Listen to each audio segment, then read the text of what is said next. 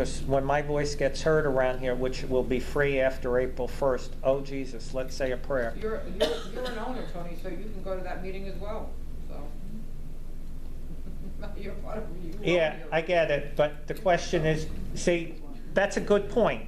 Absolutely. Do you know what now you want to know my answer for that? What do you think? I haven't heard it all before in stereo in years. If you know, it has me concerned. Do you know how much concern I have for it? Because I heard it. Not because I understand there's a frustration. I get it fully. My concern is that some people have a vision of how things should be with no reality or legal attached to it. If I explain to you, and I've had this conversation too many times with Peg, all we do is walk on a tightrope. Guess what? I feel very sorry for what's coming. Anyway, so did everybody get that situation? Just hang on. Oh, yes, Rob. Me again. I just want to add to what Pat had said. The steps at my end, south end, are horrible. As far as cleaning, there are piles of dirt in the corners and stains just up and down those steps. Wait a minute. Drinks, coffee, dog food. Wait a second. Wait. I gotta hear. Filthy. Stand up. I want to hear about the stains. What are the stains? On the wall? Pardon me? On the wall? No.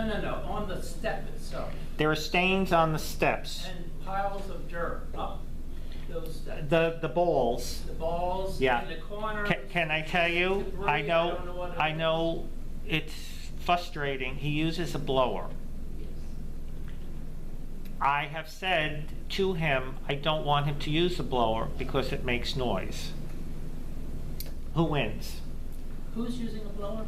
Basil. He uses a blower. Well, but he does have that other blower too that he's using. Well, he's got a jetpack vacuum that I've seen him use. Yes, but he's not getting the balls. He's not getting the dust balls. Oh, the best is coming. Don't all leave. We got meat to discuss. Whatever it takes to clean it up, it really needs cleaning. Got it. Okay. Anyway, I guess you're all done, so now it's my turn to have a discussion. Oh, Helen, please. Yes. Helen Dambrowski from Bristol. Tony, what about the cracks? I noticed the cracks. We've got cracks in the pool, and not in the pool, but on the concrete. Right. And do we have a warranty? Because they seem to be getting bigger. So they do not warranty cracks. It depends, because remember, they have to start with the base that's there. Right. So. But they're separating. You know, so maybe it's not a crack. Maybe it's just a separation. Steve, I know, has called the guy back out. So he's not going to get, because nobody would. You know, there's a base there. Right. So the base wasn't quite perfect. So I have to tell you, Helen, I remember many years ago, it was just the concrete slab, and then it used to be painted yearly. Do you remember that? Some board did something after that, and whatever, maybe it wasn't properly prepared. So the whole thing, if it gets bad enough, it would have to be ripped up. But I don't know that it warrants to be ripped up today. That's an opinion. I don't know that for a fact. Could So those cracks be, put something in there to seal it up? sure. I could talk to Steve about it, but Steve and I have spoken about it. He's had the guy come back out. He has done whatever. Steve, cracks, pool. Yeah, there's about 4 of them that I counted. Oh. But I don't know that it's compromising the deck itself, so they're just maybe aesthetic. I have to think of words. So anyway, do you have any quick questions? I'd like Craig here for when I start the next part of it. I'm sorry, nobody from Riverbend is here. Oh, you're from here. Oh, good. You could be there, my mouthpiece over there. Any other questions? I guess if we're just waiting for something. Yeah. So going back to the reserves, so I'm still trying to understand, so the difference, well, when it comes to reserves and then the special assessment, is that kind of like a double-edged sword where you could fund the reserves, but if you don't fund the reserves, then it's going to go towards a special assessment, and then if you don't have a special assessment, well, if adopt the special assessment, then you have to put money into the reserves, because then that would go towards the, like, isn't it just kind of like one or the other? It's like. Well, you have to remember, so like River Terrace, from what I hear, got a $45,000 assessment. So that would be a big ouch for some people. So the reserves handle it a little bit at a time. You see what I'm saying? So, you know, maybe Craig will answer. He doesn't have to. There's no requirement. So, Craig, you had about a $45,000. He's asking about reserves and special assessments. You had a $45,000 assessment over there, something like that? Yeah, about Okay. So, some of the owners, he doesn't have to tell me, I mean, it's common sense, it's all the articles as well, can't come up with 45,000 bucks. I mean, that's a lot of bread.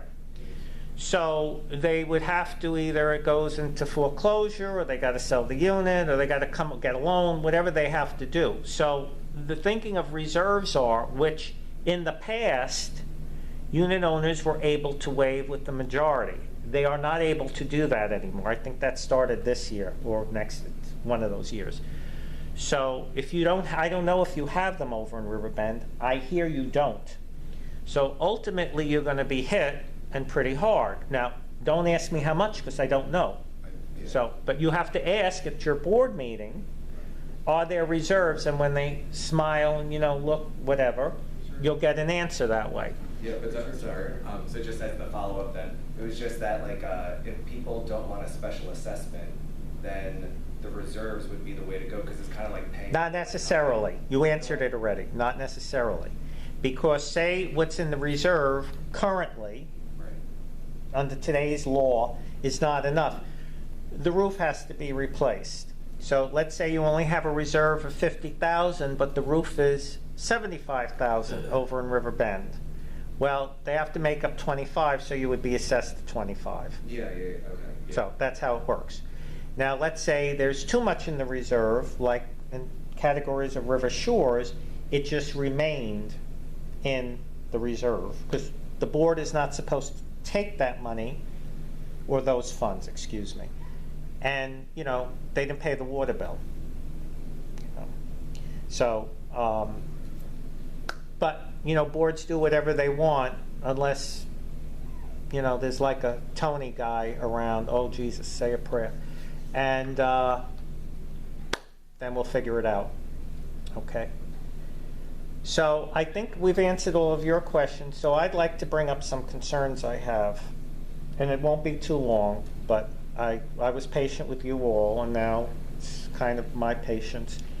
And Francine, I want to thank you the other day for reminding me of something, of my concern of a future board, and going back to what would be deemed a normal condo board. Francine reminded me a week or so ago, when I had nothing to do with the administration of River Shores. I wasn't the manager, I was nothing. I lived here, but I was going out to a normal job. Well, I don't know how normal it was either. And she said she received a letter from the association's attorney in regard to dogs. Is that correct? Nancy had sent you letters from the association's attorney? I don't remember. You don't remember? No. You told me like a week and a half ago when we were in the hallway. You said about Nancy, No. about the dog. No, you don't remember? Okay, doesn't matter. It's here nor there. What I'm concerned is when I hear these things going around, about the dogs and the renters and anonymous flyers being sent out, and they don't like this and they don't like that. Again, I may agree with some of that stuff, but I don't think a lot of people really get, sometimes the board's hands are tied. That we have laws, there are lawyers, people have rights. As I said before, sometimes we walk on a tightrope. Helen, is that somewhat fair, this statement? We learn, you know, what we Yeah, and it's not always easy. As a matter of fact, Helen was up in the office one day, not too many years, maybe 7, 8 years ago, where the attorney came up to the office, and I may have shared this before, and about animals. The lawyer jokingly said he does not take animal cases, you will lose them. So there were 4 of us in the office listening to the lawyer, and over the years, issues with the animals have come up, such as around the pool and whatever, and there's a legal opinion that says animals are allowed around the pool, not in the pool. Animals are allowed in the clubhouse. Now again, I could agree with somebody that says they don't belong there, but whether I agree with it or not is not a factor. It's not about whether I like it or how it should be. And I love dogs, so as a matter of fact, you know, you could have your dogs with you and I would be friendly with them, at least 99% of them. So when a new board hears comments, let's say from River Terrace and River Bend, which have been put in writing about all the dogs and they don't like them, and let's say the new board is very much in line with thinking on how that should be, I see a problem. So again, nobody's going to tell the board what to do until the board is forced into certain compliance. Again, handling those kinds of matters with flyers not signed, or you know, even making those comments in emails, which are quite defamatory on whose fault it is, it does not add to a benefit of the community, or particularly the administration. Again, I don't like it is different than, well, what's the board required to do? Helen, is that fair? Okay. So when some people play under, and I brought this up multiple times, Saul Alinsky's rules for radicals by demonizing certain people in the administration with particular statements that cross the line, it becomes a problem. And what I've noticed is we have a group of people here that tend to cross the line a little bit too much. And again, walking that tight line from it's a business judgment, which is a good conversation to segue into. You know, the board has, this is not a normal business. You have a business ways to do things. You know, you run a business, you don't want it to be at a loss, you want it to do the right, get the best prices, that kind of thing. You're also dealing with people that are neighbors. And that could be a very difficult situation to deal with, because you don't want to offend anybody, but then you have a business situation going on. And then you have to deal with certain rights that, you know, they're just there. They're handed, you know, it's handed out basically like crack cocaine. And what happens when people start doing as they damn well please, the board has to make a business judgment. Do you get the lawyer involved? And because you can't, you know, get a baseball bat and beat the crap out of them. You can't, you know, do this, you can't do that. You have to use the lawyer. And of course, that opens up a whole new situation. Yes, Helen's rolling her eyes. That could be very costly and wind up going nowhere.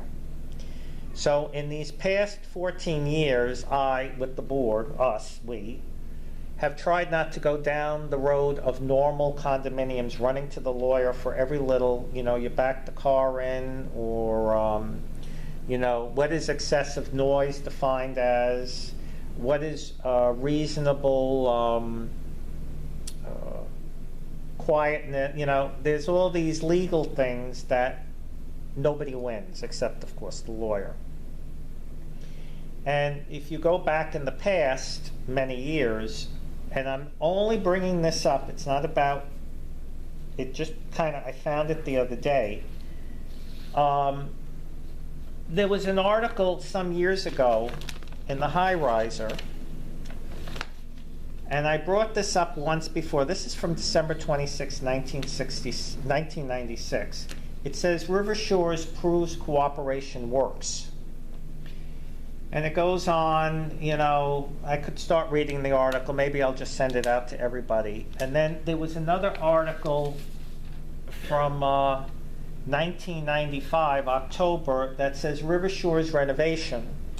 Condo is reborn from shadow of old conflict, where there was a lot of litigation, and it goes to show when people bring up the landscaping, the last time it was done, I did it back in '96, and there I am with Jim Cook, who was the president. I was the treasurer. I was on the board at the time. Lenny Roy, who is Michael Roy's father from your building. You know Michael, right? And then the landscaper. So it's not like nothing was ever done around here, and it's not like I never wanted to do anything around here. But when my time has to be dealing with say the River Terrace attorney or anonymous flyer, or like last night, I had to sit, you know, again, with patience, there was no blame, sitting with issues from a resident who needed help, but have really nothing to do with River Shores. They're just, because remember, it's business, neighbors, laws, rights, it's all this combination of walking on a tightrope. It really detracts from my time and the board's time. Is that a fair statement, Helen? You get it, right? So when we have people that do as they please, to test the board, again, it detracts. I have to get on the phone with the lawyer, and I consider myself fairly good with dealing with the lawyer, because the lawyer doesn't really ever want to deal with me because I ask too many of the wrong questions. But it's always a spiral downward, because there's a no answer situation here. So when I give an example of this, when we don't have cooperation from the residents, and again, from me particular, but from the current administration, which includes the board, and we ask for something, it's generally not the condo commando, because again, River Shores at least, is not the normal condo commando, Gestapo, we're gonna, you know, we have an axe to grind with somebody. I just don't have the time. I don't go in people's apartments. I don't want to waste my time with nonsense. But again, it detracts my time from getting things done. Projects have been held off because of meetings like we had, which I've sent out 20 minutes of it. I had to call the cops. Vincent is coming up to me. I'm being threatened. We're being threatened. Peg goes, sits by the pool. She gets threatened with the lawsuit. Somebody goes, knocks on her door. She gets threatened. Doesn't know who these people are. Gets threatened. It takes energy to have to deal with people's childlike behaviors. And again, the law, in essence, what are we going to do about it? What are we going to do about it? Well, no baseball bat, no gun. Calling the cops, Jesus help me, that's a waste of time. It's a problem. And I have to tell you, when we had to close the pool with the COVID, the board did not have this. This is a great example. The board did not have an option. It was a Broward County mandate. So personally, I'll give you my opinion. The whole COVID thing was a bunch of bullshit. That's my personal opinion. I'm entitled to my personal opinion. But being a board member of Middle River Club with the mandate also went the fact that, of course, a lawyer has to always be involved because it's always about lawyers making money, right? That's the most always important thing we must remember. That the individual board members could have been personally held liable if somebody got COVID. You know, with the pool or the... Yes, of course it's ridiculous. It's not what I wrote, it's what was written, you see. I had nothing to do with it. So the board, which Tony was on the board at the time, had to do, because we did, well, first of all, again,